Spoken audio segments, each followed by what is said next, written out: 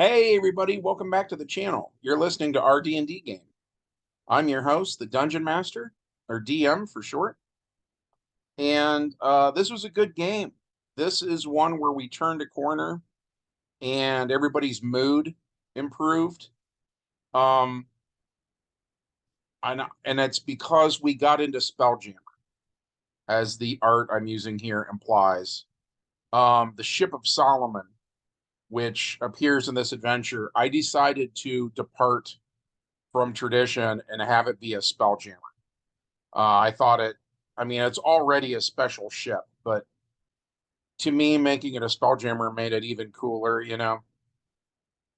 Um, and as soon as everybody had a flying ship, people perked right up. You know what I mean? So at any rate, let's dive in. The prologue takes place in 454 AD. Galahad joins the Round Table and takes his seat in the Siege Perilous. The Grail appears veiled in the chamber of the Round Table, feeding the knights there. The Grail quest starts. Percival, Galahad, and Bors depart. Percival's sister, Dindane, joins them in mid-quest. They encounter the Ship of Solomon, and Galahad takes King David's sword. King Mark kills Tristram. The barge brings Lancelot to his son, and they spend half a year together. Gawain kills Bagdinagus. Various knights have limited revelations of the Grail, but many are denied any knowledge of it whatsoever. Then we get into 455 AD, when Percival, Galahad, and Bors finally achieve the Grail at Carbonek. They heal King Pelham, and the next day they find the Ship of Solomon waiting for them with the Spear of Longinus and the Grail on board. I'll wait till after the thing to talk about the Spear of Longinus, aka the Spear of Destiny. At any rate, the ship takes them to Ceres. The pagan king there is Esterhaus. He imprisons them for a year for displaying the Grail. During their time there, the Grail feeds them, and it is in Ceres that they find Dindane's barge, and they intern her body in the spiritual palace, where they also place the Grail. The epilogue is 457 AD. After a reign of 1 year, Galahad is given full knowledge of the Grail by the spirit of Saint Joseph. His soul then departs for heaven, and the hand of God himself takes the Grail and the Spear of Longinus up to heaven with him.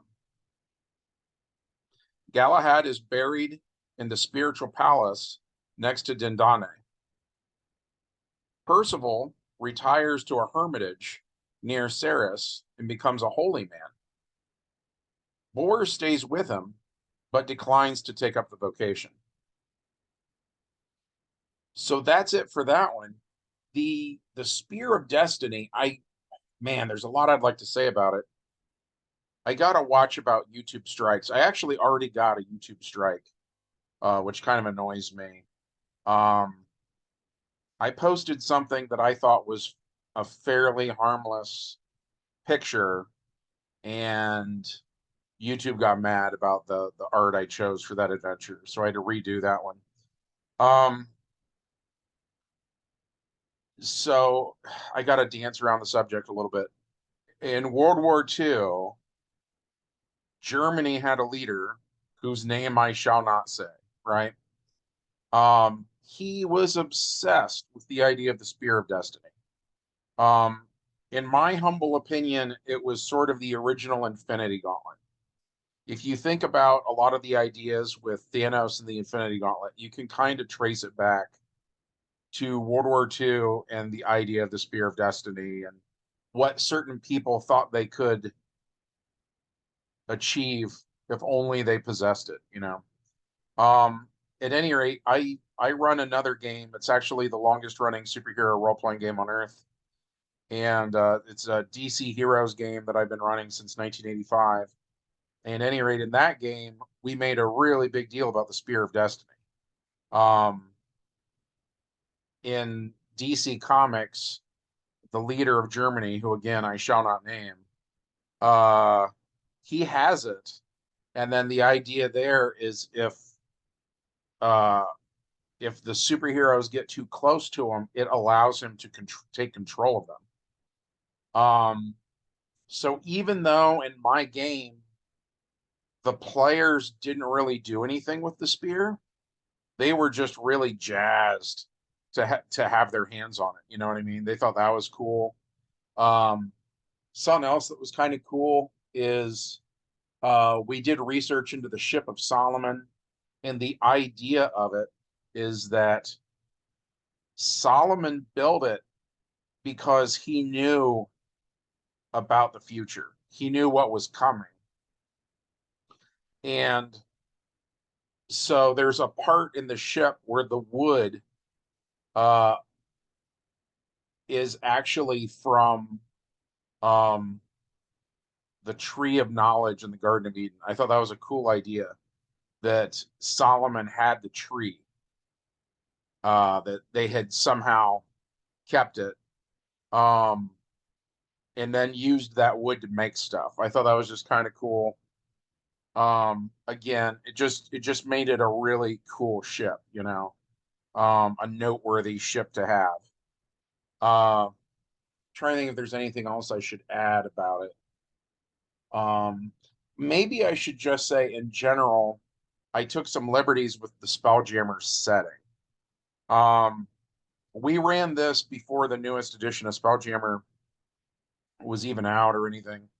Um, it's been years since I ran this adventure that I talked about today. So the only thing I was going by was AD&D Spelljammer, right? And so I studied up on that quite a bit, and I didn't like how space worked. They had a lot going on. I didn't so much mind the crystal spheres, where they sort of said every solar system has, it's almost like a force field around the solar system, but it's more like kind of like a giant glass sphere. And then some of those spheres, they have cracks or holes in them. And so you have to know where that is. And then a big part of the game is like, do you have enough food to survive long enough to find your way in? Their version of space is just hyper deadly. But it was more like there was too much stuff in space. Like there was sort of like a thickness in a way to space itself that I didn't like. So for the most part, because like as a kid, I wanted to be an astronaut. I went to NASA in Florida a bunch of times on vacation and yada yada yada. At any rate, I was just a really big fan of outer space, and so I made the decision to try to run space more like what we think space is like, where it's more of a vacuum, so on and so forth. And then the Spelljammers themselves, they are doing a variety of things then um, to to make the crew survive, or you know what I mean.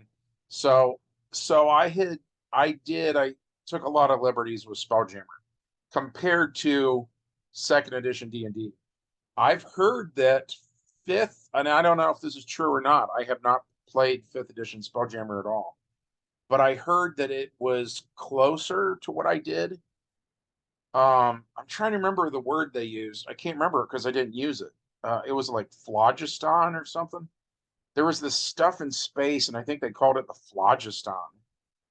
I'm probably butchering it. Someone's going to correct me in the comments section, but at any rate, uh, it was a thing they used to have, and now they don't. That's the gist. And maybe it wasn't fifth edition. Maybe it was an earlier edition because I heard they even did a thing with third. And I'm not familiar with third edition Spelljammer either.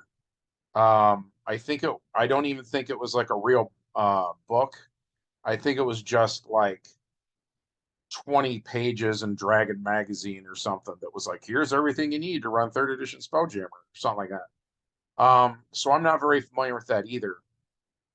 I would just take the ideas from second edition and do my best to represent them in a more modern game. Um, at any rate, I'm being long-winded about this. But yeah, everybody liked Spelljammer. Spelljammer was a big hit. Um, put a smile on all the faces around my game table. So I'm very pro Spelljammer. Um, but at any rate, that's it. I hope that you enjoyed this one. If so, hit like, hit subscribe, ring the bell, leave a comment, all that jazz, and we'll see you in the next one. Bye.